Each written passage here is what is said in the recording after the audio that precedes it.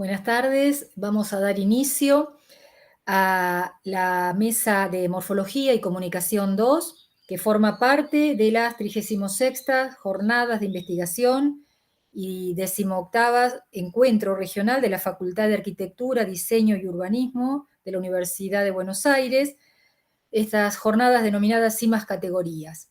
En esta mesa, como les decía recién, Morfología y Comunicación 2, bueno, yo voy a ser la moderadora, Fabiana Carbonari, soy profesora e investigadora en la Facultad de Arquitectura y Urbanismo de la Universidad Nacional de La Plata. Me acompañan como asistentes de moderación la estudiante de la UBA, de la facultad, Carolina Lorenzuti, y como apoyo técnico, Diego Rodríguez, a quienes agradezco la colaboración en esta actividad. En cuanto a los trabajos, vamos a tener 5 presentaciones. 4 de ellas corresponden a la Facultad de Arquitectura, Diseño y Urbanismo de la Universidad de Buenos Aires, y la quinta es una presentación de la Universidad Nacional de La Plata en conjunto con la Universidad Sapienza de Roma. Yo no les voy a quitar más tiempo. Y otra cosa que me parecía interesante comentarles es que 3 de las presentaciones corresponden a la línea temática 1, que es categoría y enfoques, teoría y praxis. Una corresponde a la categoría 3, que es consensos y conflictos, y la última corresponde a la línea 2, que no la tengo acá agendada, ya les voy a decir, que es categorías, clasificaciones y métodos. Bueno, luego vamos a hacer alguna referencia a todas las presentaciones, pero bueno, me parece importante ahora escuchar a los expositores, así que les doy la bienvenida y esperemos tener un buen trabajo. Entonces vamos a comenzar con el trabajo 1, que se denomina Categorías Gráficas en el Registro de Paisajes Urbanos Históricos, el caso del campus de la Universidad Nacional de La Plata. La va a presentar Camila Martín y María Belén Trivi. Hola, buenas tardes.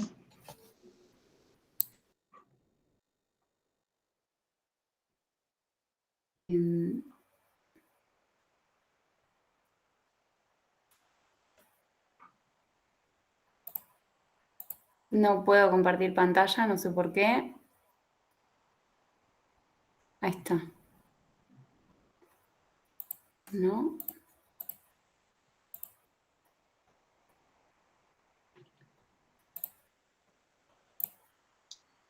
Una consulta, ¿tenés maximizada ya la ventana del programa o estás compartiendo? ¿No se Ahí ve está, todavía? ahí se está cargando, ahí se está cargando. Ahí se ve muy bien. ¿Se ve bien? Sí, Belén, se ve bien. Sí, ya se está Perfecto. compartiendo. Tengo algunos temitas con internet, así que cualquier cosa me avisan, porque cada tanto se me entrecorta un poquito, pero creo que ahí va bien. Bueno. Bueno, arrancamos.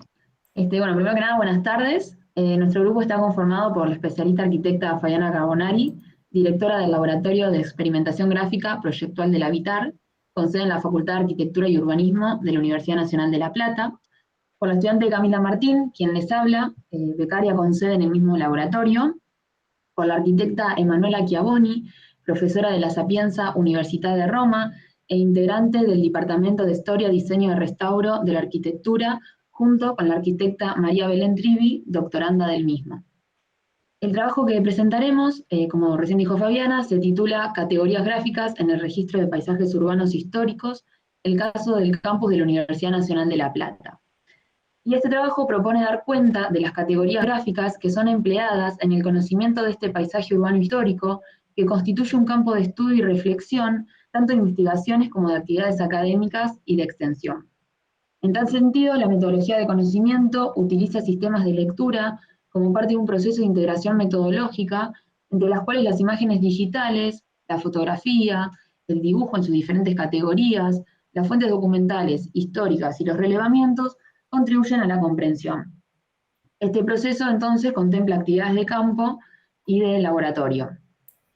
Ahí está, perfecto. La imagen es empleada como un recurso que permite conocer, indagar y comunicar este paisaje que emerge como el mayor espacio educativo y científico de la naciente ciudad de La Plata y actualmente es uno de los enclaves más significativos de su Universidad Nacional.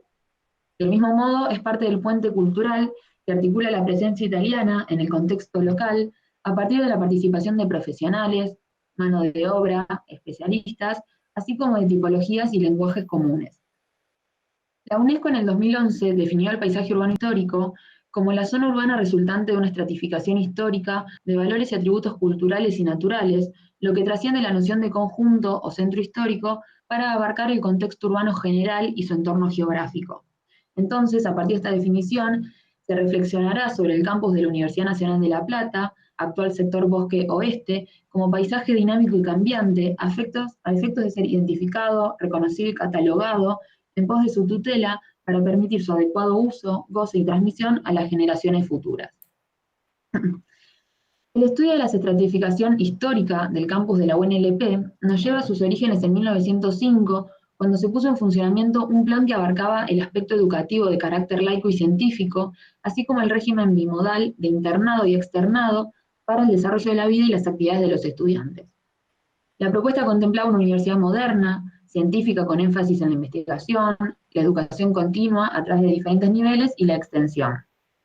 La materialización edilicia y paisajística, acorde al gran emprendimiento, coincidió con la idea sistémica, es decir, un campus integrado por diferentes edificios que albergaban la actividad académica, las de experimentación, dormitorios y del desarrollo físico en pos de una formación integral. Entonces, de este modo, se articularon, a través de dos claros sistemas compositivos, 4 internados en torno a un patio central y el Colegio Nacional, de frente a la naciente Ciudad de La Plata como una gran pantalla de remate de la calle 49, y en eje de simetría con el laboratorio de física, un gimnasio que hoy es conocido como Partenón, y una piscina. El conjunto se insertó en un bucólico predio de 18 hectáreas, donadas por la provincia de Buenos Aires del Bosque Platense. La documentación gráfica histórica, considerada parte de las categorías gráficas que sustentan la propuesta, da cuenta de una serie de piezas, como las que estamos viendo en la figura, de plantas, vistas, que lejos de paragonarse con la monumentalidad de la edilicia en cuestión, y en contraposición del imaginario que considera que estas grandes obras son la concreción de un abundante número de dibujos, se reduce a piezas que proporcionan una idea acabada del proyecto, pero, como se puede apreciar en la imagen, carecen de detalles. Está resuelta a través de la presencia de manuales y la concreción de la mano de obra especializada, principalmente de origen italiano, con gran tradición en el arte de la construcción. El modelo académico, con lenguaje ecléctico y tipología de palacio, seguirá vigente, imprimiendo carácter a cada uno de los edificios. Las imágenes fotográficas de época, entendidas como otra de las categorías gráficas, dan cuenta de las características arquitectónicas y del paisaje que se genera a partir del uso y apropiación de cada uno de los edificios universitarios, que comienzan a dialogar entre sí con sintonía.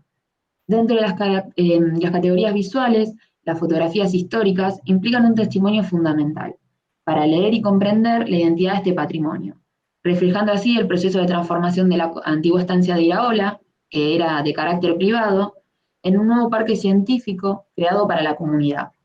Incluso, dentro de esta categoría, hubo fotografías que fueron ilustradas a modo de postales, significando un testimonio no solo de las cualidades arquitectónicas y urbanas, sino también del modo en el que se deseaba difundir la imagen científica de la ciudad desde una mirada positivista de progreso.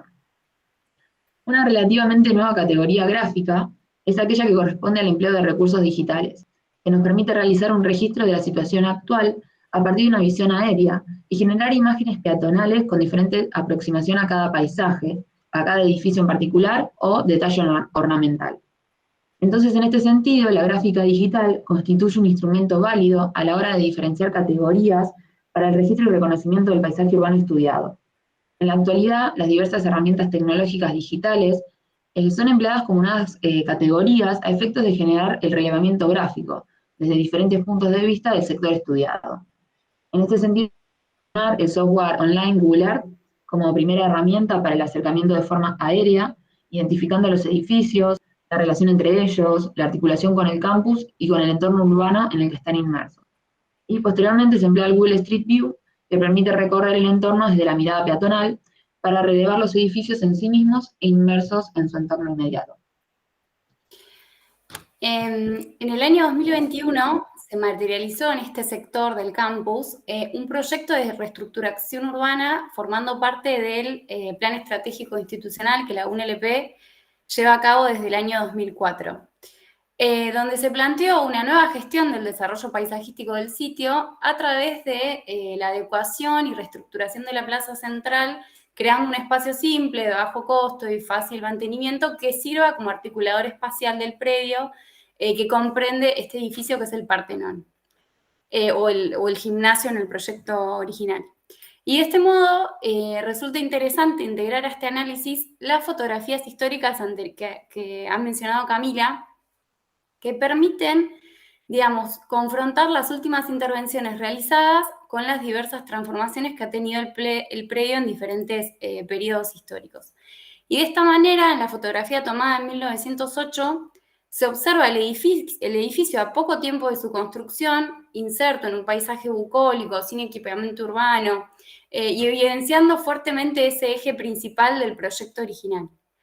En cambio, la fotografía tomada a fines de la década de 1970 ya puede verse la incorporación de un solado, que forma parte de una plaza seca, equipamiento y nuevas construcciones que se logran percibir detrás de esa vegetación que ya se ve que está crecida. Más contemporáneamente, presentamos una foto del año 2016 registrada en la aplicación Mapillary, que aporta un registro peatonal de las cualidades del paisaje antes de la última intervención, pudiendo advertir que había un solado fragmentado en grandes porciones y que estaba desprovisto de equipamiento urbano y por ende de difícil accesibilidad. Y por último, la imagen actual, que resulta un testimonio de esas nuevas intervenciones que se han realizado bajo el marco del plan estratégico, y no solo con la intervención del espacio exterior, sino también la presencia de un nuevo edificio construido en el marco de este mismo plan. Y en este sentido, la comparación de estas categorías gráficas da cuenta de que las transformaciones se han dado en el entorno circundante, mientras que el edificio ha permanecido prácticamente sin variaciones, conservando, por ejemplo, las carpinterías originales, etc. Y de este modo, digamos, resulta una de las pocas obras del patrimonio construido de la UNLP que no ha sufrido importantes modificaciones o adiciones a lo largo del tiempo. Y en este sentido, justamente, el análisis fotográfico comparativo dentro de esta categoría gráfica significa una fuerte evidencia para verificar si aún persiste la génesis original del proyecto. Para finalizar, otra de las categorías analizadas en este trabajo también fue el registro sensible del dibujo de albero, como se lo llama en italiano, tomando una experiencia desarrollada en el año 2017 a cargo de la profesora arquitecta Manuela Chiavoni de la Sapienza Universitaria de Roma, que está acá presente, con el taller Registro Gráfico Sensible y Riguroso que se llevó a cabo en la Facultad de Arquitectura y Urbanismo. Y de esta manera se realizó una jornada de dibujo con investigadores y docentes, donde el objetivo era realizar el reconocimiento de la forma, la estructura, la tipología y la espacialidad de la obra a través justamente del dibujo de albero, definido por la profesora Chiavoni como un instrumento, digamos, no invasivo, que implica poner en relación todos los aspectos materiales e inmateriales de la arquitectura. Y en este sentido resulta una aproximación sensible que también es guiada por una curiosidad científica que no solo sirve para documentar el estado del lugar en el que se inserta este edificio tan icónico que es el Partenón, sino que también sirve para sugerir nuevas ideas para su difusión, mantenimiento y valorización. Y ya para ir cerrando, porque estamos justas con el tiempo, digamos, como reflexión final, entendemos que la metodología de conocimiento propuesta consiste en el empleo integrado de diferentes sistemas de lectura como parte de un proceso de integración metodológico entre las cuales las imágenes digitales, las fotografías, el dibujo en sus diferentes categorías, las fuentes documentales históricas, los relevamientos, contribuyen a la comprensión del campus de la UNLP, ofreciendo siempre nuevas ideas para la reflexión. Y además cabe destacar que en todos los casos la imagen es empleada como un recurso que permite conocer, indagar y comunicar este paisaje que forma parte del mayor espacio educativo y científico de la ciudad de La Plata. Eso es todo, muchas gracias. Bueno, muchas gracias. Muy bien la presentación. 12 minutos, perfecto. Bueno, pero más allá de eso, muy bien la presentación. 2 minutos más. Sí, Pido disculpas. bueno, no, por favor. Bueno, vamos a hacer entonces ahora la presentación del segundo trabajo. Está Sofía, ¿no es cierto? Porque la había visto yo. Sí, hola. Ah, bueno, bien. Sofía, vas a presentar el trabajo Efectos en el paisaje del riachuelo. ¿Lo compartís vos? Sí.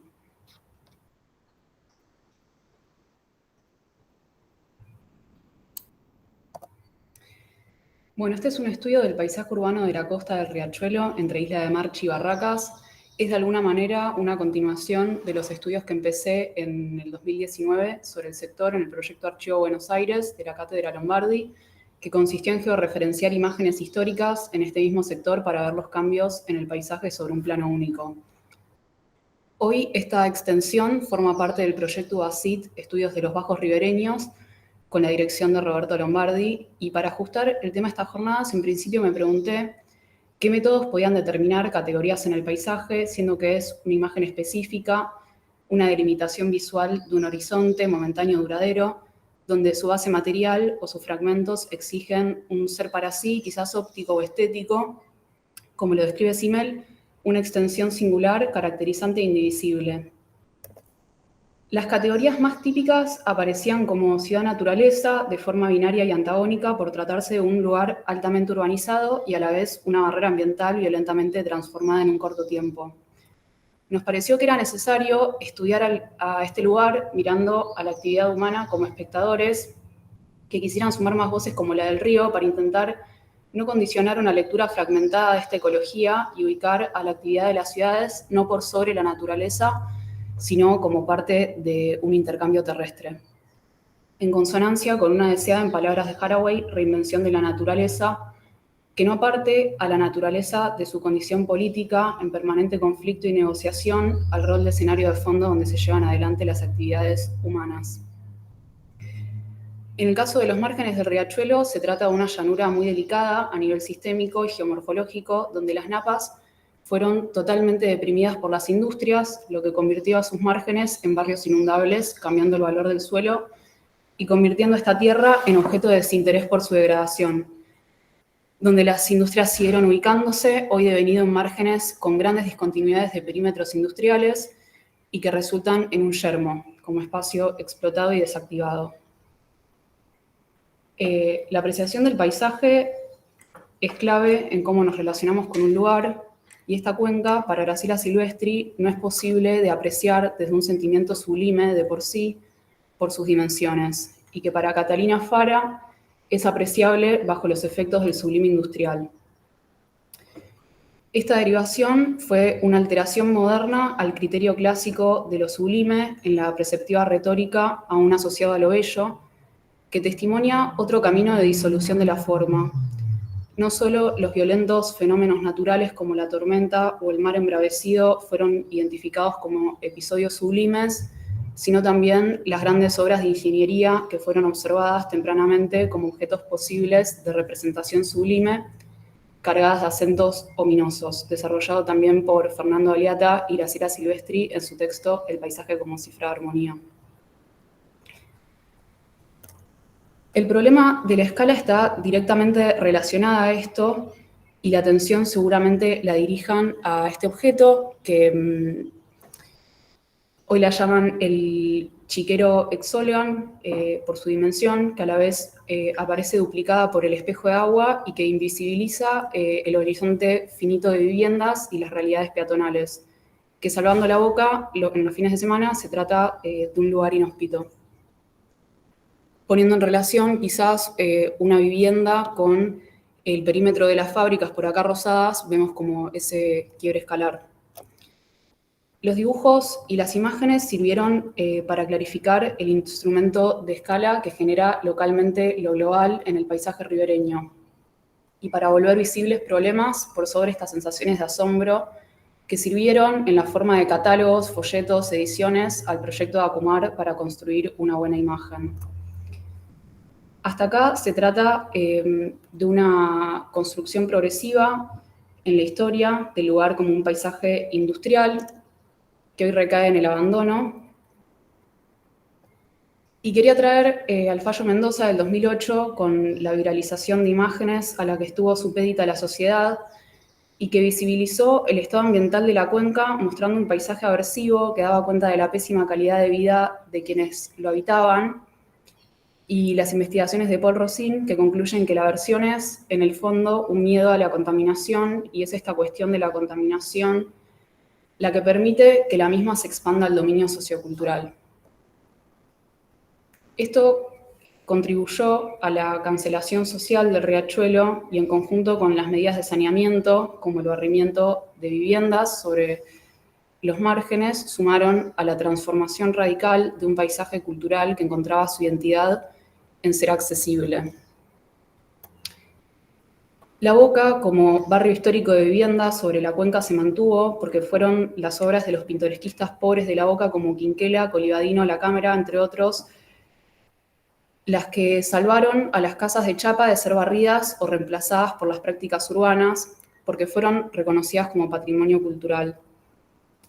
Ana Gretel Thomas tiene unos estudios muy interesantes sobre la resemantización de La Boca, con cambios que buscan una imagen positiva y revalorizar todo lo cultural, lo popular, el conventillo como lugar de esfuerzo, del trabajo, del inmigrante pintoresco, los colores de los artistas de La Boca y la imagen negativa de La Boca que resignifica ese conventillo, pero con el inmigrante más actual, con las áreas peligrosas, los incendios y demás cuestiones que vemos a diario. Propone que lo que se está tratando de implantar con la idea de Distrito de las Artes es una tercera imagen totalmente externa al barrio, que no lo identifica y que responde a tres impulsos diferentes: el estético, el nivelador, el higiénico o saneador.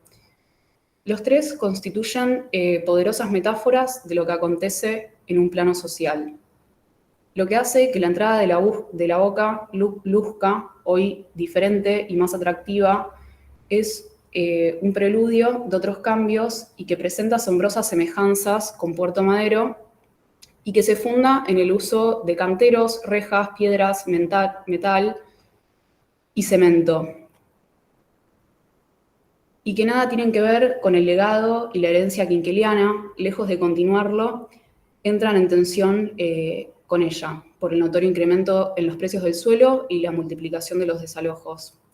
Estos son los nexos semánticos que, al parecer, articulan la nivelación material con la nivelación social y las anudan. Pero como La Boca no era casi el único barrio más o menos cercano al centro de la ciudad en donde ser pobre estaba permitido y era hasta pintoresco, en el que la tierra era muy barata y el agua y el aire hipercontaminados, a partir de ahora, junto con la mugre y la contaminación, se desplaza, o mejor dicho, se relocaliza la pobreza para reinstalarla en otros barrios de la ciudad.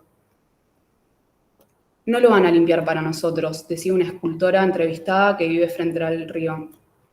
Hay que ensuciarlo, decía un poco en broma otro vecino en una conversación informal, queriendo significar que con ello, que si el agua sucia, podrida y maloliente salvó La Boca, el agua limpia, el espejo de agua de la Vuelta de Rocha, podía atraer a grandes capitales, salvando las iniciativas barriales de limpieza. Entonces, la semántica es clave en el desarrollo de una ciudad. Bruno Latour dice: ¿qué hacer? En primer lugar, generar descripciones alternativas. ¿Cómo podríamos actuar políticamente sin haber investigado, encuestado, medido, centímetro a centímetro, ser a ser, persona a persona, lo que nos hace la Tierra? De ahí la importancia de proponer un periodo inicial de desempaque para afinar la representación de los paisajes que hoy sitúan luchas geosociales, antes de recomponerlos, a partir de notar que la cultura es indistinguible de la naturaleza. Se propone una semántica instrumental para la formulación de nuevos paisajes. Si apelamos a lo natural para describir al río, lo natural como también a lo verdadero, lo bello, lo normal, relegamos a lo que se sale de sus márgenes a una condición de otredad, lo antinatural, lo feo, lo anormal, lo enfermo, lo monstruoso. En ese sentido, pensaba cerrar mostrando algunas obras sobre el riachuelo al día de hoy, compiladas en la edición de Otras Aguas Arriba por la Universidad de Avellaneda, en las que muchos de los temas que fui comentando se ven reflejados. La fábrica, la contaminación, el peligro, los míticos monstruos en el riachuelo, como el título de la obra, Paraíso Podrido, y que estas representaciones ejemplifican los imaginarios individuales del lugar que encuentran semejanzas entre sí. Este sector de la ciudad representa al día de hoy una periferia más o menos marginal que hace a su identidad hasta en los temas musicales, sobre el olor del río, hasta en el hit Surfeando en el Riachuelo.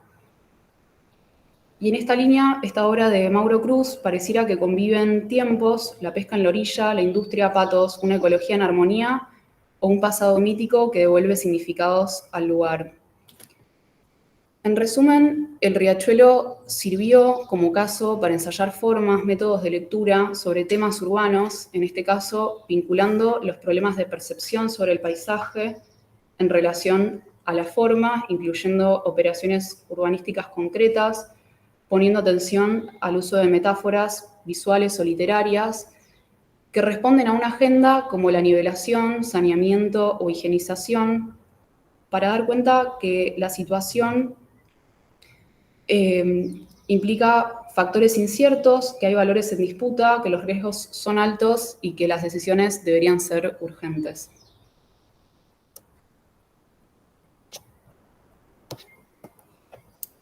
Bueno, gracias, Sofía.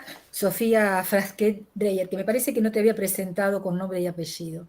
Bueno, ahora vamos a dar lugar a la tercera presentación, que se denomina La Organización de la Transparencia, Mario Roberto Álvarez en la City de Buenos Aires, que va a estar a cargo de Iván Breiter, Roberto Lombardi, Federico Pardo y Dalia Stein.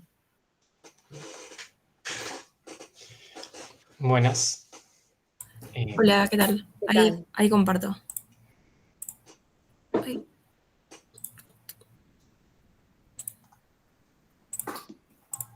Perdón, por algún motivo no puedo compartir. Ahí. Bueno, aprovecho para mencionar a todos los participantes de la investigación. Roberto Lombardi coordinando, Federico Pardo, Dalia Stein. Bueno.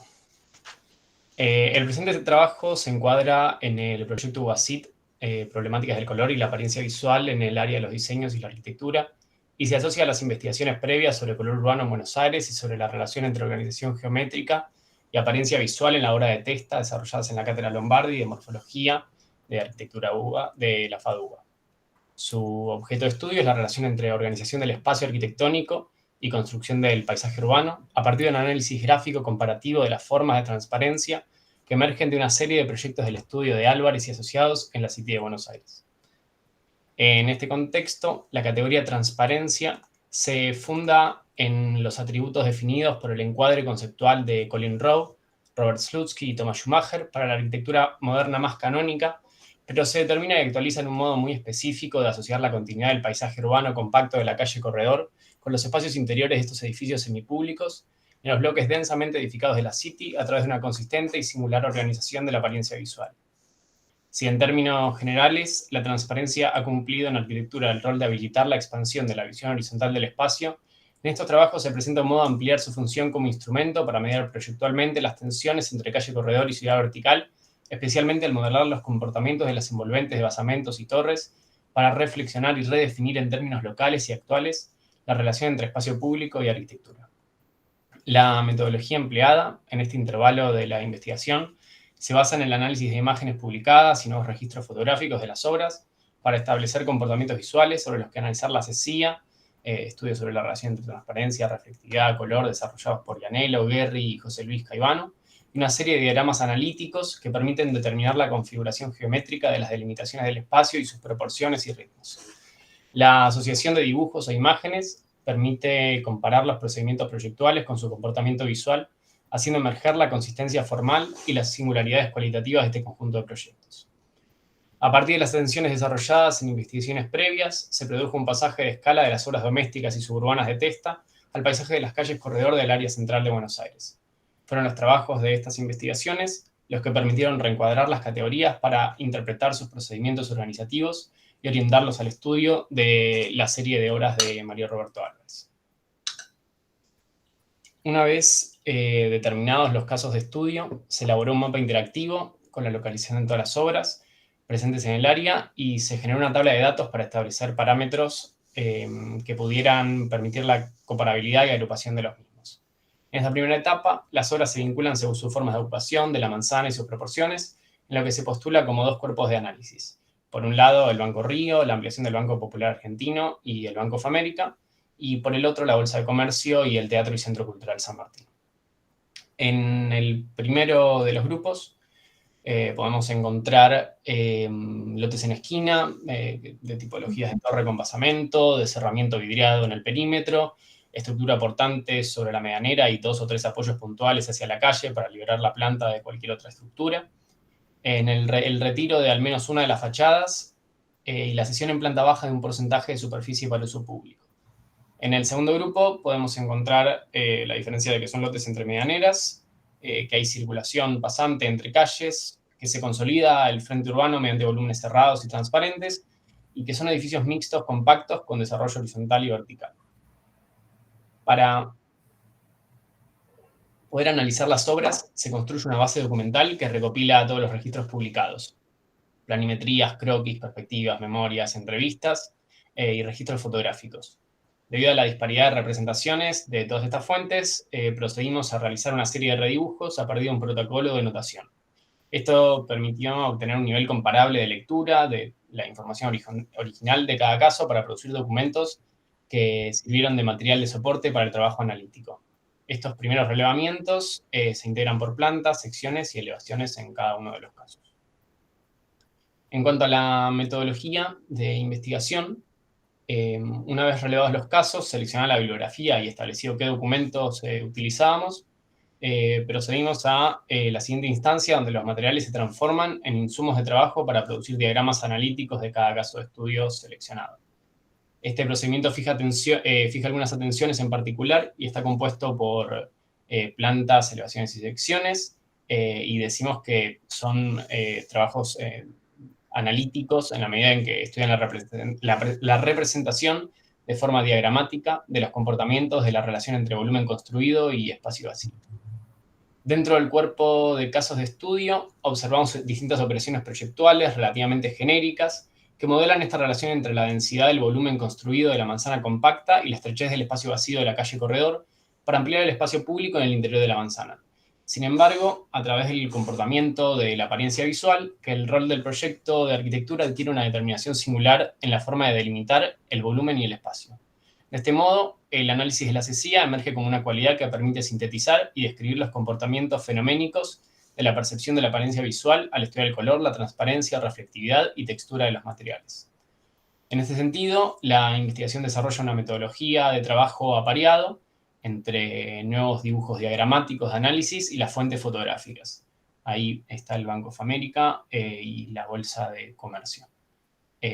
Mientras el documento opera sobre la delimitación, organización y métrica de la forma, la fotografía trabaja como imagen síntesis. Esta permite analizar el comportamiento de la cesía a través de la performatividad material, lumínica y la afectación espacial de estas organizaciones. Este vínculo intenta no ser redundante al brindar información y se enfoca en articular la complementariedad entre estos dos insumos. Por eso se construyen puntos de observación perpendiculares entre los registros. En el alzado de una fachada, la fotografía complementaria será en escorzo, en cambio si observamos una sección longitudinal, la fotografía presentará su frente. En cuanto a la secuencia metodológica de los dibujos analíticos, se comienza por graficar a través de una sucesión de plantas y secciones la delimitación de los volúmenes. El trabajo sobre el límite se determina a partir de un punto de vista en particular, determinado por el registro fotográfico apareado. Los dibujos trabajan por acumulación y parten de la descripción del contorno de las edificaciones vecinas al poner en relación el volumen del caso de estudio con el espacio público de la calle corredor. El método apareado determina los alcances de los puntos de vista, así que el trabajo sobre la delimitación se afecta si el punto de vista cambia. La siguiente instancia del trabajo se enfoca en determinar con mayor especificidad dos cualidades específicas de la apariencia y performatividad visual. reflectividad y transparencia. Se desarrolla un método gráfico diagramático que mediante proyecciones desde un punto de vista permite describir el comportamiento del vidrio, si es posible ver a través o si su reflejo altera la cualidad inherente del material de ser transparente. En última instancia de esta etapa de investigación se desarrolla una serie de elevaciones que estudian las fachadas en relación directa con la calle Corredor y la avenida en el caso de la Bolsa de Comercio.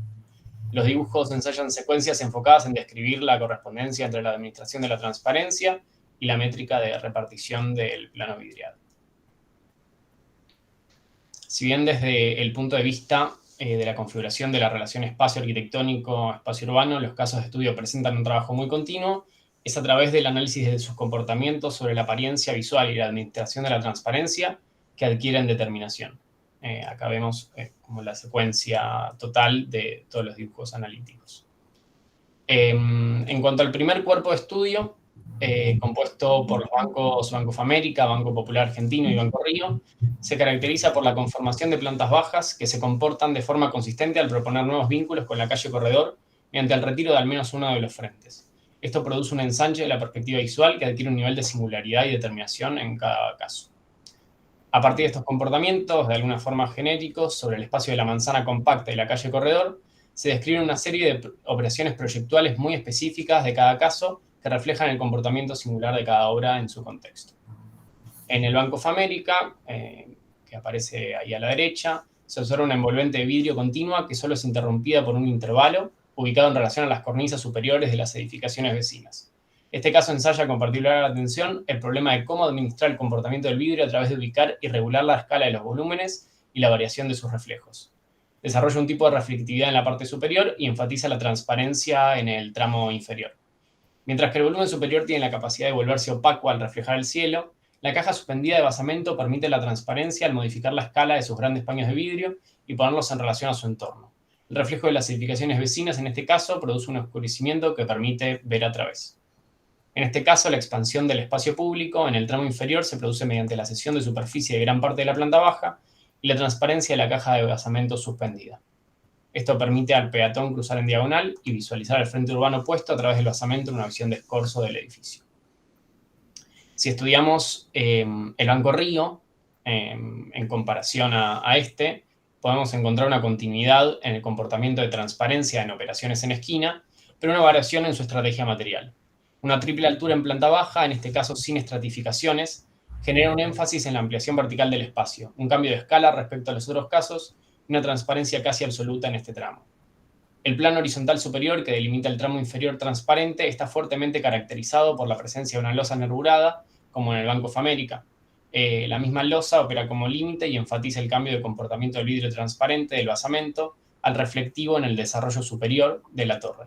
Al retirarse de la línea municipal, los paños vidriados en planta baja de 9 metros, divididos en 6 metros superiores y 3 inferiores, se oscurecen y evitan la reflectividad, pero también permiten la circulación y el ensanche de la vereda. Este comportamiento encuentra sus similitudes con la planta baja del Banco of America, pero en este caso el frente urbano opuesto es visible de una forma directa por debajo del casetonado a través del vacío de la triple altura, sin vidrio ni basamento mediante. En cuanto a la bolsa de comercio, la ampliación de la bolsa de comercio produce un contraste entre el espacio chato del volumen opaco suspendido en un primer nivel sobre la calle Corredor 25 de Mayo y el espacio profundo, oscuro y comprimido en altura que queda delimitado por debajo de este. Al estudiar la configuración de la condición pasante que este espacio permite establecer, observamos una forma singular de administrar la transparencia para vincular ambos frentes, una planta sin apoyos intermedios y el uso de materiales reflectivos encausan la luz del frente vidriado de la avenida Alem hacia la estrechez de la calle Corredor y producen un campo visual continuo y profundo. El desarrollo del trabajo permite enfocar la relación entre continuidad narrativa, progresión e intervalo de cada lámina como problema, al mismo tiempo que desarrolla la capacidad de fijar atenciones y análisis temáticos en cada instancia. Esta metodología de estudio se ensaya a partir de una primera hipótesis sobre los comportamientos tipológicos generales de las obras de Álvarez, que luego adquieren una determinación a partir del análisis de una serie de atenciones proyectuales singulares de cada obra. Al estudiar el comportamiento de la apariencia visual y la administración de la transparencia, el trabajo sobre la delimitación y las formas generales de modelar la ciudad adquiere una performatividad singular. Resulta complejo imaginar esta serie de edificios por fuera del tejido de la manzana compacta y la calle Corredor. Pensando ya en la agenda futura y en qué nos queda a la continuidad de la investigación, planteamos una siguiente etapa en la que se abre la posibilidad de ampliar la cantidad de casos de estudio y producir nuevos diagramas que pongan en relación a los edificios con sus vecinos inmediatos, para poder describir y analizar la relación de las singularidades como respuesta a un contexto localizado con mayor atención. Al mismo tiempo, una siguiente etapa permite la oportunidad de producir nuevos registros fotográficos tematizados, ya encuadrados en el problema de la escala intermedia de los edificios. Muchas gracias. Bueno, gracias, Iván. Muy interesante la presentación.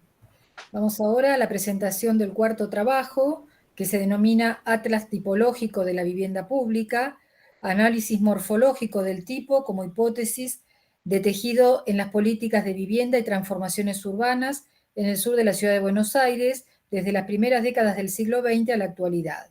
Este trabajo tiene como autores a Ludmila Kripa y Mariano Gustavo Alonso.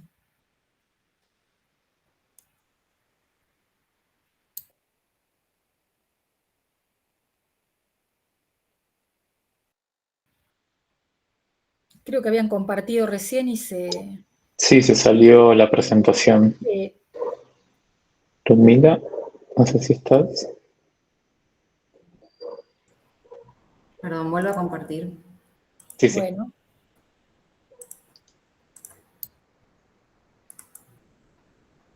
Puedes hacer clic en el botón que dice ocultar. Ahí se ve bien. Perfecto. Bueno, muchas gracias, buenas tardes. Bueno, los autores del trabajo, como comentaban, somos Ludmila Kripa y Mariano Alonso, ambos docentes y desarrollando esta investigación en el marco de la investigación Archivo de Buenos Aires de la Cátedra Lombardi en FADU-UBA y también como proyecto de tesis en la maestría MEUVAL también en FADU. El trabajo se enfoca en analizar la forma de la vivienda colectiva de interés social para interpretar productivamente las categorías de tipo y tejido en las políticas públicas de vivienda y las transformaciones de la ciudad. El objetivo de estudio es la vivienda colectiva producida por instituciones públicas como respuesta al déficit de vivienda de los sectores populares en el sudoeste de la ciudad de Buenos Aires desde las primeras décadas del siglo XX a la actualidad, abordado desde las categorías de tipo y tejido, analizando desde un enfoque morfológico cada proyecto como hipótesis de tejido urbano, que surge de la relación entre sus tipologías arquitectónicas y su relación con los demás conjuntos de vivienda social y los tejidos del contexto urbano en que se emplazan. En ese marco, el trabajo desarrollará un atlas que mapee los conjuntos habitacionales observando su relación específica con el contexto, utilizando como base documental la información publicada en medios impresos sobre los edificios y desarrollando nuevos documentos que permitan interpretar y comparar los distintos conjuntos bajo determinadas categorías. El atlas permitirá así construir relaciones genealógicas o de afinidad entre los distintos proyectos, especialmente desde su condición tipológica, pero también registrando los diferentes modelos de ciudad que emergen de las políticas públicas de vivienda, evidenciando continuidades y diferencias entre los mismos. Los conjuntos habitacionales de interés social construidos en la ciudad de Buenos Aires desde las primeras décadas del siglo pasado hasta el presente se concentran mayormente en áreas donde convergen las formas que no se integran completamente al comportamiento extensivo y regular de la ciudad, donde encontramos tejidos experimentales o no convencionales, infraestructuras de gran escala y paisajes naturales artificiales en permanente mutación. En ese contexto, los modos de habitar presentan también un conjunto de modelos de producción y organización tipológica muy singulares de vivienda colectiva, desplegando tejidos tanto tradicionales como experimentales y que enfrentan ahora nuevas controversias en relación con las normativas del Código Urbanístico y los procesos de transformación del área sur, la construcción del nuevo barrio olímpico y los programas de relocalización de villas de emergencia. La producción estatal de vivienda colectiva ha desplegado un conjunto de modelos de organización tipológica muy variado y singular, no solo desde su configuración tipológica particular, sino en las formas de integración con la morfología urbana y las hipótesis de tejido que cada proyecto propone. Esta investigación tipológica ha sido más intensiva durante algunos periodos de mayor experimentación y debate disciplinar. En ese sentido, nos proponemos estudiar las formas de continuidad y discontinuidad entre las tipologías construidas y su contexto, no solo material, sino la influencia que ejercen sobre el tipo, la naturaleza del soporte geográfico, de la propiedad, la subdivisión del suelo, las condiciones legislativas que la regulan, la relación con el tejido urbano y con otros servicios. El trabajo se localiza en el borde suroeste de la ciudad de Buenos Aires, en el encuentro entre la avenida General Paz y el Riachuelo, un área de la ciudad que ha sido relegada en su desarrollo en la primera mitad del siglo pasado y luego ha sido laboratorio de proyectos urbanos diversos. Los primeros conjuntos proyectados para el área fueron el barrio Modelo Villa Lugano, el barrio Piedrabuena 1 y el Parque Almirante Brown. Estos eran mayormente tejidos de vivienda individual sobre lote propio y algunos bloques bajos de vivienda colectiva. En 1962 se publica el Plan Piloto para Almirante Brown como parte del Plan Director de 1958. El proyecto define para el área una intervención sobre el territorio que bordea la cuenca del Riachuelo hacia el suroeste de la ciudad. Sobre estos terrenos inundables se plantea ya la construcción de conjuntos habitacionales con servicios y equipamientos cuya configuración se propone como bloques distribuidos en espacios verdes, contraponiéndose a la ciudad tradicional de manzanas y parcelas. En ese marco, la Comisión Municipal de la Vivienda construye el barrio General Sabio 1 y 2 entre 1969 y 1976. A partir de aquí se desarrollará sucesivamente en el área, como parte de diversos programas, grandes conjuntos de vivienda colectiva que seguirán una lógica organizativa autónoma, independizada del amanzanamiento y que se construirán como nuevos paisajes urbanos, especulando sobre combinaciones formales y nuevas ideas sobre el espacio público y privado, con influencias visibles de las propuestas urbanísticas del Team 10. Entre ellos podemos nombrar algunos, como el conjunto Villa Soldati o el barrio Piedrabuena 3, los barrios JJ Castro, Najera, Copelo, Zamoré, y otros que están catalogados y archivados en el proceso de la investigación. A la par de estas intervenciones, el área fue concentrando progresivamente la mayor cantidad de villas de emergencia de la ciudad, altos índices de pobreza, déficit habitacional y desigualdad. Después de décadas de desarrollo, los 70 parecen ser el clímax de la investigación proyectual sobre vivienda social, pero también el punto en que se declara el fracaso de la empresa. La disciplina se retira del debate, se abandona el modelo de la vivienda colectiva de alta densidad urbana por modelos de edificios individuales dentro del tejido, o se retoman los tejidos de baja densidad con vivienda individual sobre lote propio. El Estado se retira también de la acción, canalizando la mayor parte de sus políticas a través de ayuda a cooperativas o proyectos de autoconstrucción. Podemos encontrar una nueva activación de la discusión en el ámbito local a partir de la década del 2010, ya bajo un nuevo modelo delineado por el Plan Urbano Ambiental. Un caso paradigmático en ese sentido es el nuevo proyecto para la Villa Olímpica. Después de más de 2 décadas, en 2014, la ciudad vuelve a convocar a un concurso para proyectar vivienda social en Villa Soldati. Desde las bases parece haberse cerrado el debate para un plan que el sector ponga en discusión sobre el tipo y el tejido.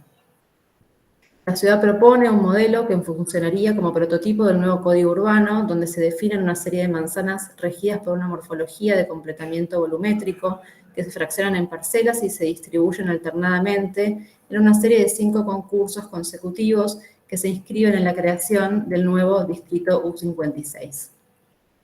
Desde las bases se plantea una premisa: imagen de conjunto como conjunción de tipologías diversas.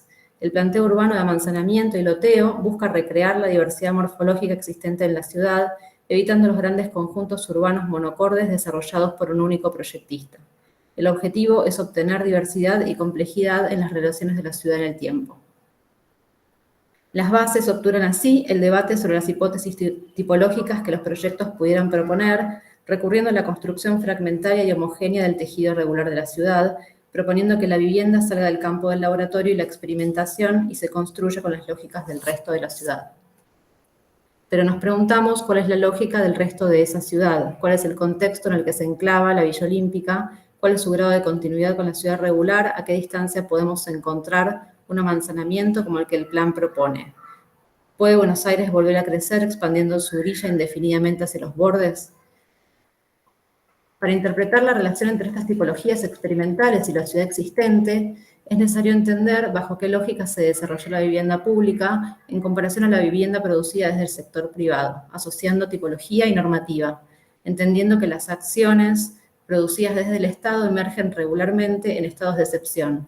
no siempre inscriptas en las normas y codificaciones de un área o inclusive en las lógicas parcelarias de la ciudad regular, sino que muchas veces producen discontinuidades que abren oportunidades para desarrollar esta experimentación tipológica.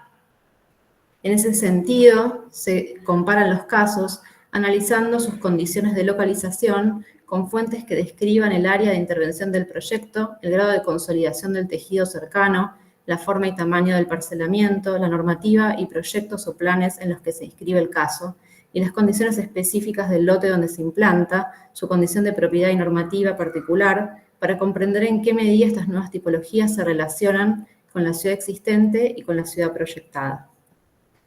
El abordaje de esta investigación bajo la categoría de tipo como marco teórico para el análisis y catalogación de los casos de estudio requiere definir en qué sentido se entiende el término y cómo puede volverse operativo en el marco de esta investigación. El término tipo ha sido ampliamente debatido y abordado por diversos autores, especialmente desde la década de 1960, en un contexto de revisión del movimiento moderno y a partir de la recuperación de una de las primeras definiciones sobre el término, enunciada a fines del siglo XVIII. La palabra tipo no representa tanto la imagen de una cosa para copiar o imitar perfectamente, como la idea de un elemento que ha de servir él mismo como regla del modelo. En este resurgimiento del interés por la tipología, podemos hacer un recorte de algunos autores cuyos pensamientos se vuelven especialmente pertinentes y operativos para la investigación.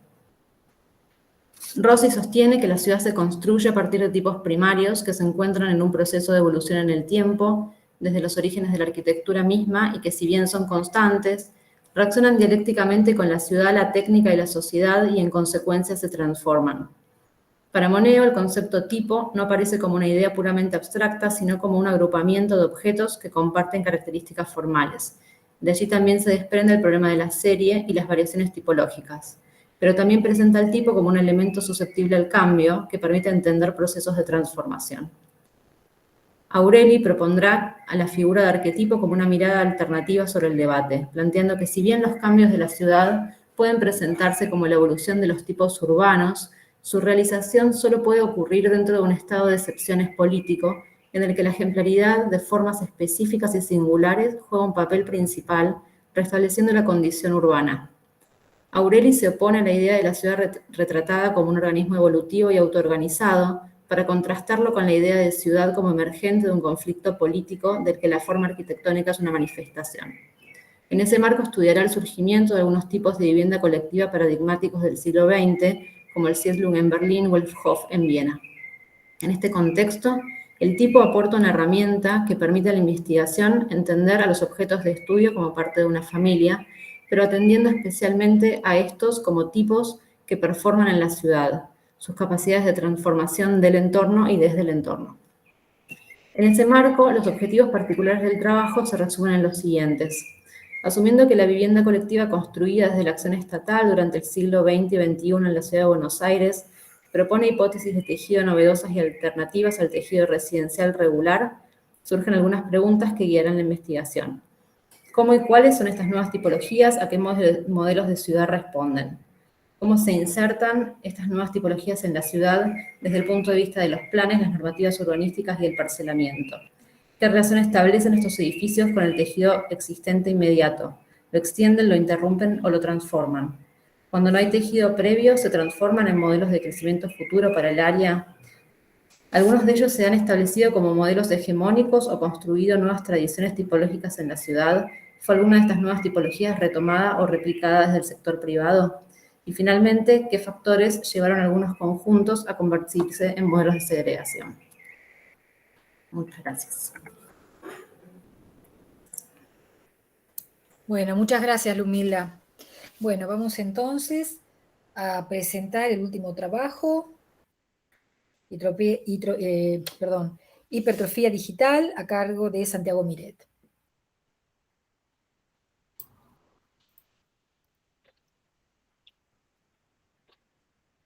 Bien.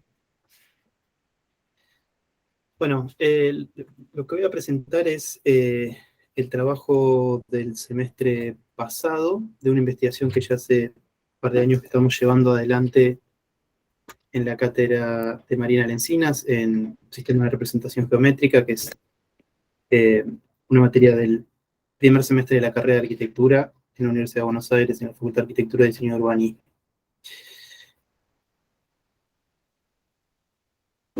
Borromini fue de los primeros arquitectos en procurar incomodidades de la organización material de un modo exuberante, al exponer organizaciones en donde el ornamento, la geometría y la distorsión exponen un modo de aparecer de la forma hipertrofiada. La hipertrofia es un término médico para describir el aumento de tamaño de las fibras musculares. Este término no involucra conceptos de armonía, control o integración de las partes. Solo refiere a un fenómeno específico. La hipertrofia en el cuerpo humano se logra al procurar acciones repetitivas y por ende un desgaste del músculo, cuyas fibras se desgarran. Pero al no involucrar una multiplicación celular, esto deviene en que el músculo se regenere, procurando un aumento de tejido.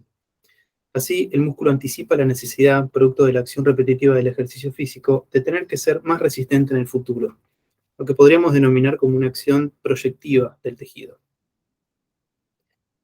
La investigación propone la proliferación sistemática, potenciada por software de modelado, parametrización y representación digital, de los sistemas que constituyen a la obra de arquitectura, con el objeto de hipertrofiarlos, siendo selectivos respecto de cuáles elementos resultan sintomáticos de esta acción y cuáles permanecen estables, en la búsqueda de la construcción de indeterminación y extrañamiento del modo de aparecer del proyecto arquitectónico.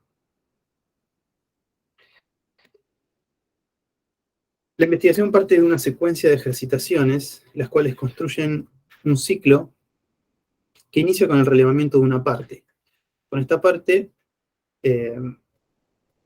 esa parte se generan proliferaciones y multiplicaciones, constituyendo organizaciones superiores, para luego progresivamente ir recortando estas organizaciones en un proceso analítico proyectivo que involucra toma de decisiones especulativas respecto del fragmento arquitectónico.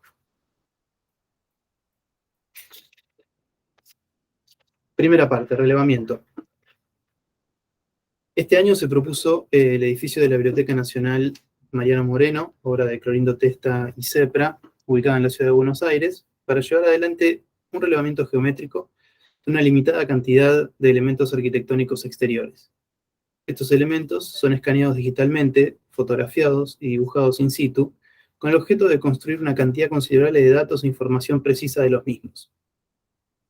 Este proceso constituye no solo una lectura de los objetos, sino también una relectura de los mismos, al construir modelos tridimensionales precisos utilizando el software de modelado Rhinoceros y determinando prototipos base de gran precisión geométrica. Segunda parte, organizaciones superiores. A partir del modelado y relectura de los elementos arquitectónicos seleccionados, se procede a desplegar proliferaciones geométricas de los mismos respecto de vectores variables en la búsqueda de hipertrofiar sistemas geométricos que propongan organizaciones múltiples.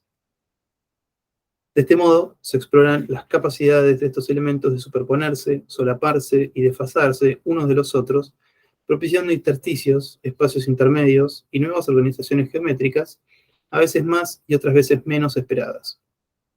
Para estas proliferaciones se utiliza una definición relativamente simple de Grasshopper, la cual posiciona y multiplica los prototipos desarrollados sobre vectores rectos y curvilíneos, al tiempo que los escala y rota progresivamente. Tercera parte, fragmentos. La tercera parte de la investigación persigue la posibilidad de encontrar y construir sistemas originales a partir de la identificación y selección de partes de las organizaciones superiores construidas con anterioridad. De este modo, se proponen fragmentos de estas en 2 y 3 instancias de progresiva disminución de escala. Primero se identifican suborganizaciones, las cuales aún contienen vestigios claros de criterios organizativos superiores, y donde los prototipos son claramente identificables. Luego, se recortan fragmentos de estas suborganizaciones, los cuales son redibujados con atención y definidos con mayor precisión. En esta instancia, se identifican oportunidades geométricas inesperadas, producto del estudio en detalle de intersticios y solapes que no eran visibles en las organizaciones de orden superior. Finalmente, un recorte de estos fragmentos es aislado y revisitado, ahora por medio de técnicas de renderizado donde los materiales y las texturas son exploradas con mayor definición. Para esta última instancia se utilizan texturas relevadas del edificio de Clorindo Testa visitado en un principio. Cuarta parte, modelos físicos. En última parte, habilita la aproximación material concreta a partir de la construcción de modelos físicos de fragmentos. Estos modelos permiten una apropiación material en otro plano respecto de las aproximaciones anteriores, considerando la espacialidad real de los objetos construidos. Y a modo de conclusión, podríamos decir que estos procesos experimentales buscan dotar de congruencia a procesos de proliferación material, donde aparentemente, en una primera instancia, pareciera no haber un orden del detalle y donde la generalidad es predominante. Esta congruencia se construye progresivamente a partir del recorte de estas organizaciones hipertrofiadas y el posterior análisis proyectivo de las suborganizaciones y los fragmentos seleccionados. Es interesante cómo este proceso no es simplemente de selección material, sino que involucra una actitud proyectual al momento de producir los recortes, ya que es en este proceso donde se buscan inteligencias materiales ocultas o implícitas en las organizaciones superiores. De este modo, se busca dar congruencia a organizaciones donde la hipertrofia geométrica es producto de proliferaciones masivas generadas gracias a la fuerza bruta de cálculo de software de programación. Esta congruencia se explicita en dibujos de fragmentos que resultan un intermedio entre productos analíticos y proyectivos, respecto de los cuales la toma de decisión de por dónde recortar, qué recortar y cómo mostrarlo son partes de la actividad proyectual. La investigación entonces es exitosa al reconstruir nuevas organizaciones a partir de la proliferación de partes arquitectónicas existentes, otorgándole sentido y consistencia interna por medio de redibujos precisos, donde la geometría es considerada como material proyectual especulativo. Gracias. Bueno, gracias, Santiago, muy interesante. Bien, bueno, podemos, no sé si alguno quiere hacer una pregunta, si algo no quedó claro. ¿No? Yo quería hacer alguna reflexión antes de, bueno, de darles lugar a ustedes para que opinen y hablen y compartamos ideas. En relación a todos los trabajos, primero felicitar a todos los autores, me parecieron trabajos muy apropiados y cuando los iba leyendo me daba cuenta que los 5 trabajos son parte de un proceso, ¿no? Digo, ninguno preparó un trabajo especial para este evento, sino que venía trabajando sobre el tema presentado a partir de un proyecto de investigación, de un trabajo de larga data y experiencia en una cátedra, en una beca, pero que todos nos vimos enfrentados, digo también desde el lado de ser autora, ¿no? A tener que adecuar nuestro trabajo a esta cuestión de preparar las categorías, a ver a qué nos referimos con categorías. Digo, de repente estas jornadas de todos los años nos enfrentan a repensar lo que venimos trabajando en función al tema del Congreso, ¿no? Cuestiones que a veces uno hace casi hasta intuitivamente.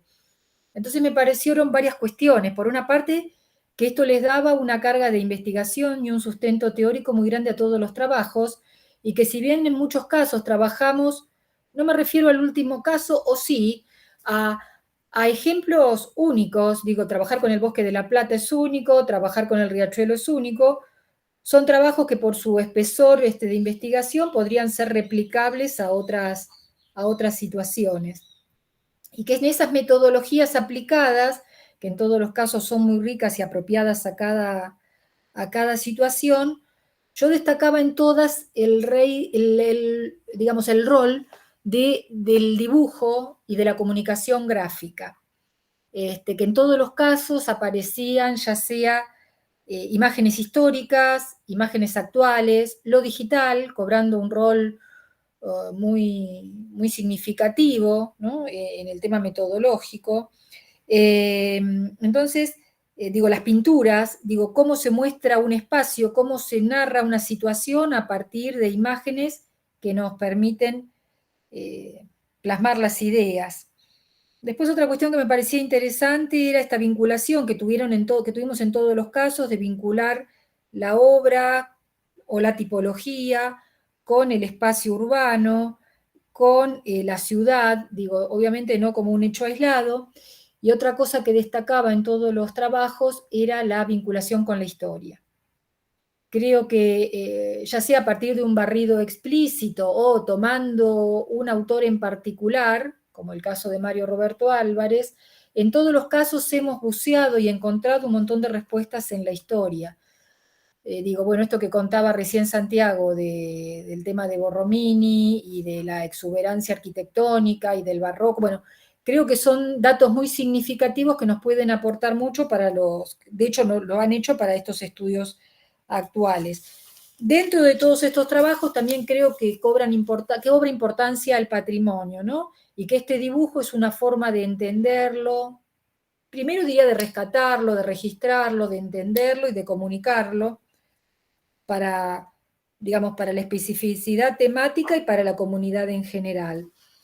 Creo que también fue importante en todos los trabajos el rol transdisciplinar o la vinculación con otras disciplinas, digo, la medicina, la historia, la biología, o sea, el proyecto, el área de comunicación, creo que son todas cuestiones que intervinieron en cada uno de los trabajos, y creo que bueno, si bien algunos trabajos quedamos en el diagnóstico, otros, al revés, tomaron una serie de antecedentes y los analizaron. Pero creo que, digamos, en la mayor parte de los casos, nuestros trabajos terminaron en el diagnóstico. Digo, en general no hay, no sé si estoy confundida, pero cuestiones de índole propositivas.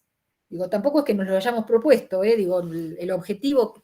Digo, yo lo que hice fue leer todos los trabajos y encontrar los puntos de contacto de divergencia. No es ni bueno ni malo, digo, pero me parece que es un rasgo común a los trabajos. Esto era un poco lo que quería contarles en relación a lo que leí de todos los trabajos. Ustedes, que son los autores, me dirán si coinciden conmigo o les parece que leí e interpreté cualquier cosa, pero me parece que un poco es eso lo que yo tendría que transmitir, porque después también vamos a tener que hacer un informe de las cosas que se trataron en esta mesa. Bueno, un poco esto era como para ver si alguno quería opinar algo.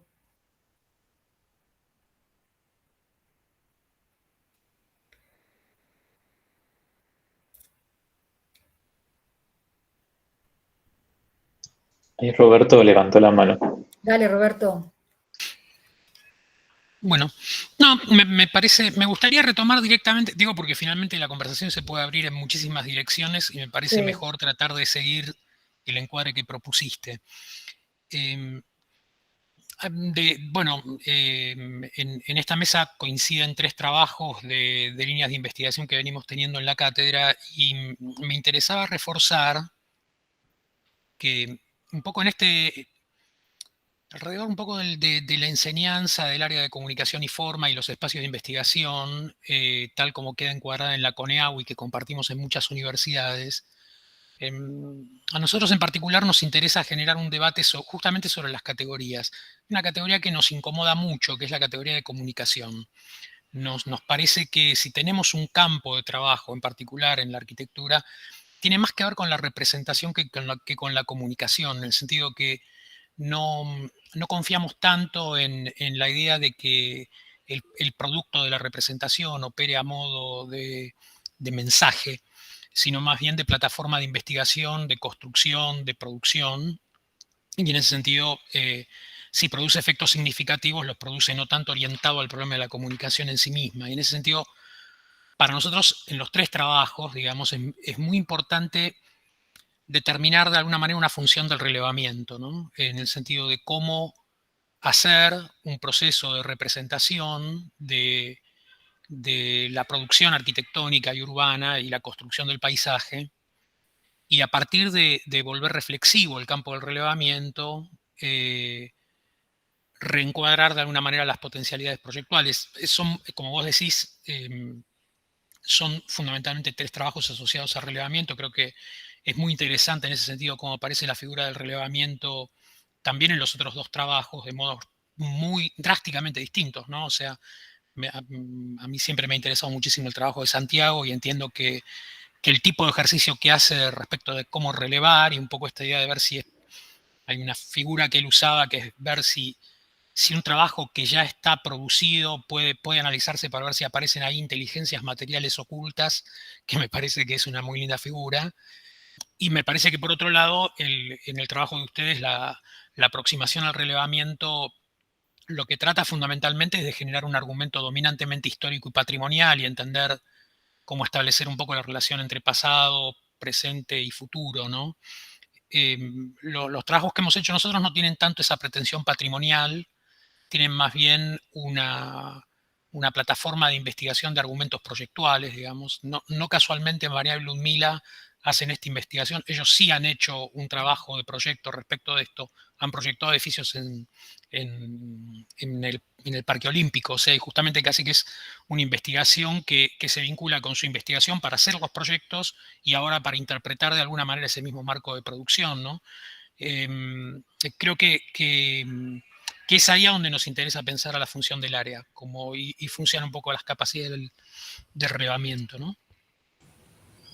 Sí, nosotros, te cuento un poco en la Facultad de Arquitectura de La Plata, cómo nos manejamos. Nosotros pertenecemos también al área de comunicación, yo también pertenezco al área de historia, ¿no? Un poco, y soy especialista en patrimonio, por eso digo la vinculación que se le da desde la investigación.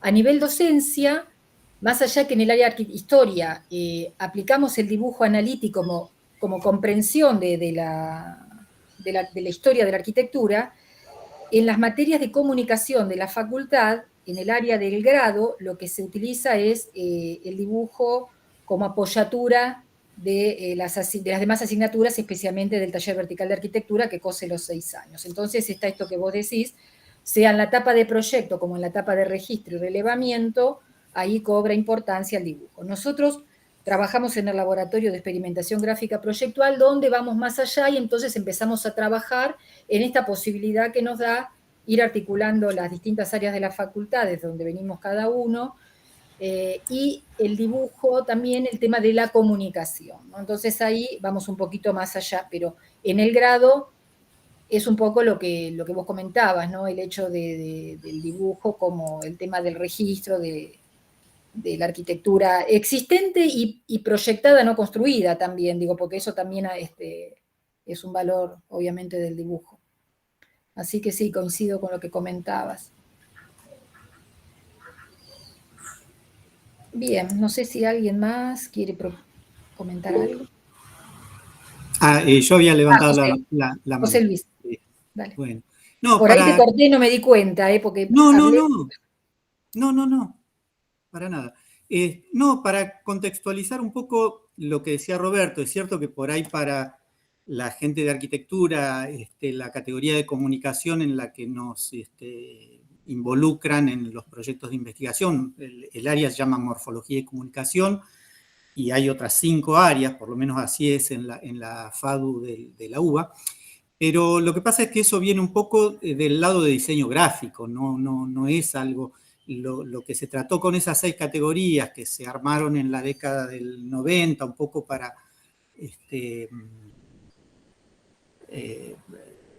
bueno, qué sé yo, representar un poco el abanico de investigaciones que se hacen en toda la facultad, en todas las carreras, era eso, tratar de representar distintas, incluso hay una materia en diseño gráfico que se llama comunicación.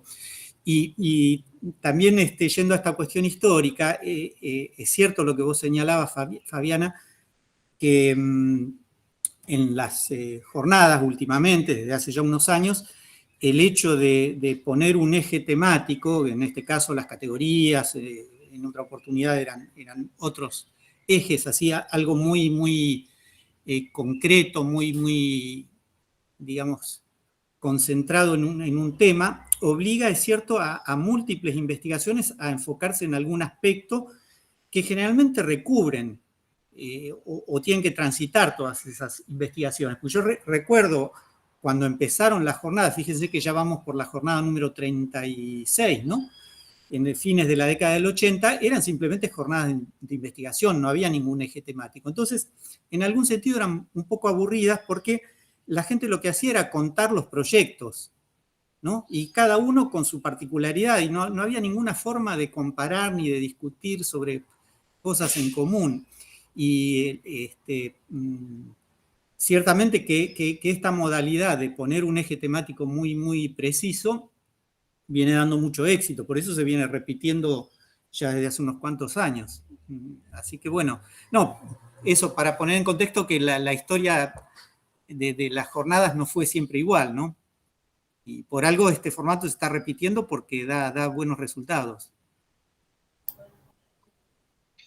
Yo quizás quería comentar una cosita, más que nada un comentario, una apreciación, que no la tengo del todo definida ni categorizada, podríamos decir, pero me parece que está bueno, que es algo que se dio en los trabajos que se presentaron y un poco lo que comentaba Roberto antes, que a mí personalmente la cuestión de las categorías me resulta un poco problemática en general, y me parece que tiene que ver con la idea que planteaba Roberto respecto de que el dibujo, o por lo menos así lo entendí yo, que el dibujo en arquitectura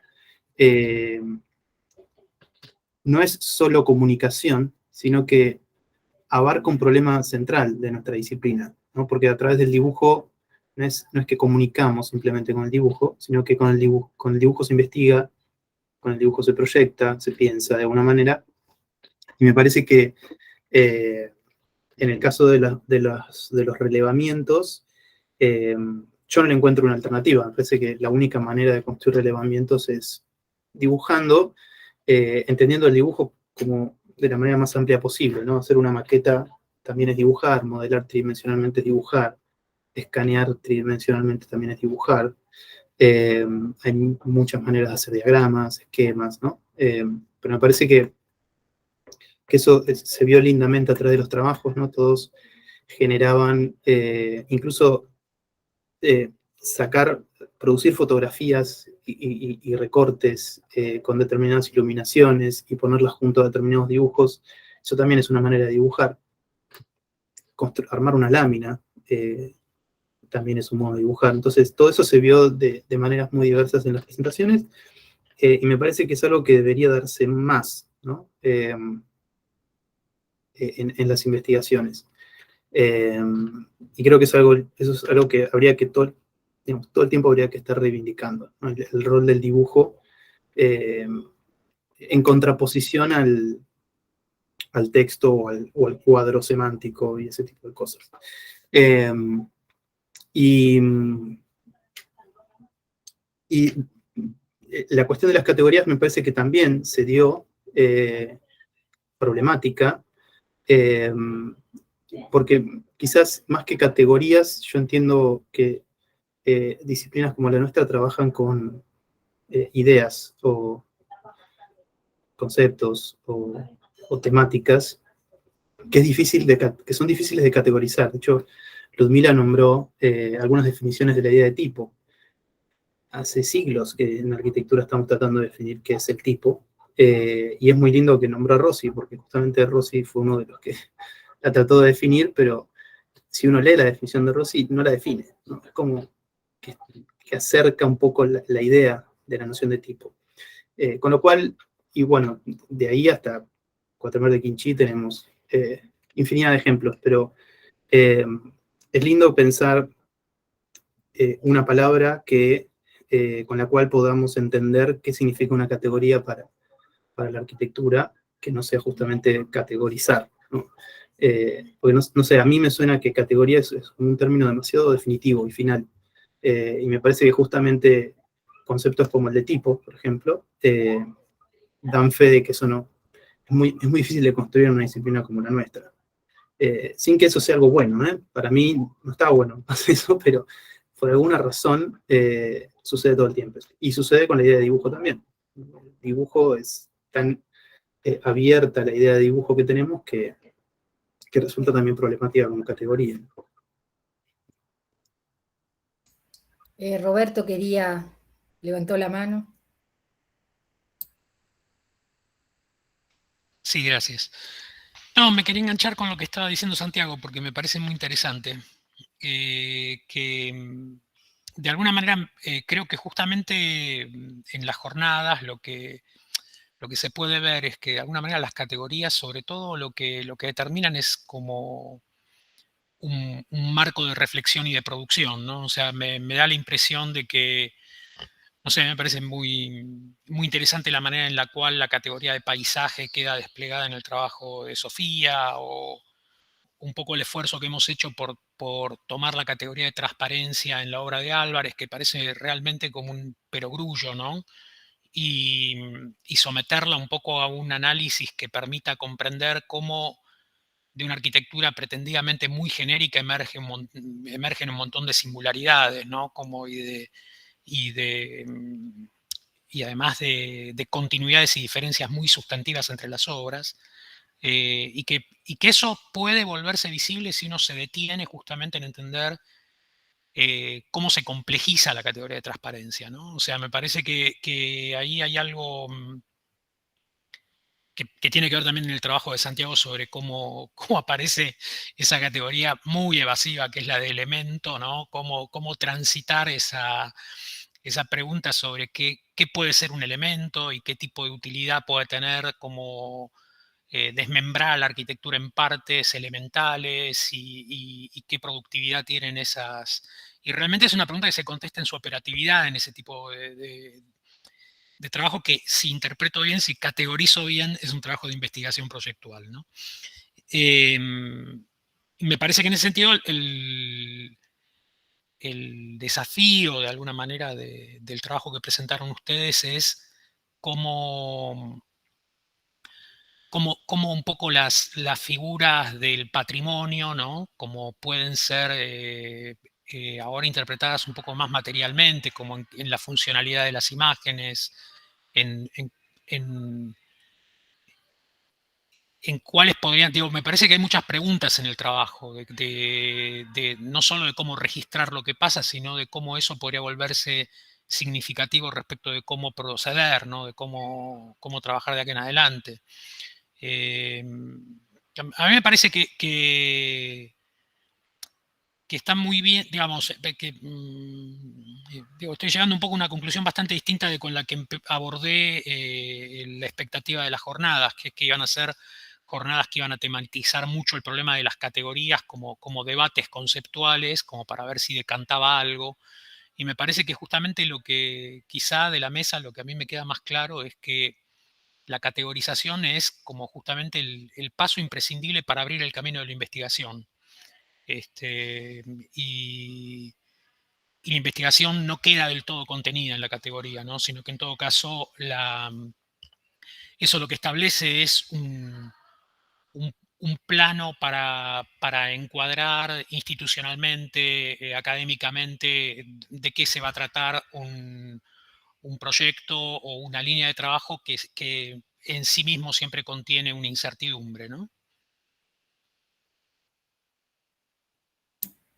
Sí, sí, a mí me parece, por lo menos a nosotros lo que nos pasó, es que uno viene trabajando con todas estas cuestiones desde hace un tiempo, que era un poco lo que yo comentaba en los trabajos, lo que percibí, no sé si es así en los demás trabajos, y que el hecho de que te pongan como tema trabajar con categorías, que es un poco lo que decía Santiago, la dificultad que tiene nuestra disciplina de planteártelo cuando ya estás trabajando con otros objetivos, es como que te tenés que pensar, bueno, a ver, ¿qué entendemos por categorías en este trabajo que ya tenemos, que estamos promediando? Porque es un trabajo de 4 años, venimos trabajando, presentando a congresos, y por ahí presentás con un tema en particular, y bueno, y a ver cómo podemos abordarlo. Desde acá es un desafío, porque por ahí, digo, es lo que uno entiende por categorías, si querés, gráficas, entre comillas, porque también es en función de lo que vos venís trabajando, cómo lo podés ordenar para mostrar distintas búsquedas, distintas, no sé cómo llamarlo, como distintas conclusiones de las distintas,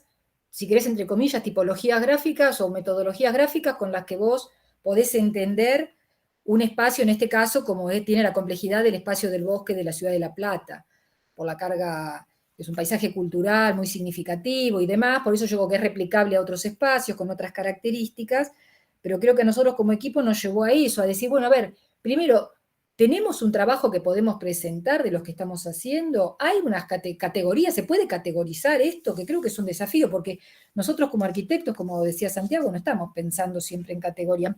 Luego lo de las tipologías, digo, está bien, y hoy pasaba en una lámina que me hacía acordar a Durán, donde hay todo un catálogo de, creo que era en el trabajo de Mario Roberto Álvarez, ¿no? De todas las. Pero digo, uno cuando lo trabaja, por ahí inconscientemente lo está utilizando, no es que pensemos en esas categorizaciones, ¿no? Entonces este tipo de jornadas nos hace repensar lo que estamos trabajando y presentarlo de una manera, por lo menos a nosotros como grupo nos pasó eso, ¿no? Digo, cuando trabajamos en otras jornadas con herramientas, también nos llevó a pensar con lo que estábamos trabajando desde otro lugar. Y creo que está bueno eso, ¿no? Bueno. No sé si alguien más quiere opinar. ¿No? Bueno, creo que más o menos estamos en el tiempo, porque yo la verdad que no recuerdo exactamente. Diego más o menos era... y Carolina. Sí, 1 hora y después el moderador puede ampliarlo media hora. Ah, bueno, perfecto. Entonces estamos dentro de la media hora. No sé si nadie más tiene... La verdad, un gusto. Y me gustan mucho los debates que se arman después, porque aparte es una forma de conocer más a los integrantes del grupo. Bueno, yo quería agradecerles a todos, agradecerle a Emanuela Chiavoni, que es nuestra compañera que está conectada desde Roma, y a Belén también, que está haciendo el doctorado allá, que un poco los horarios son para ellas más complejos por el horario nocturno. Y bueno, y a todos por las presentaciones, que fueron todas muy claras. Vamos a hacer, nos pidieron una síntesis después de la mesa, así que se la vamos a acercar a la organización de las jornadas. Y bueno, no sé, si no hay ninguna pregunta más, dejamos hasta acá. Bueno, muchísimas gracias a todos. A ustedes. Hasta luego. Hasta luego. Chao. Hasta luego, muchas gracias. Chao. Chao, gracias. Chao.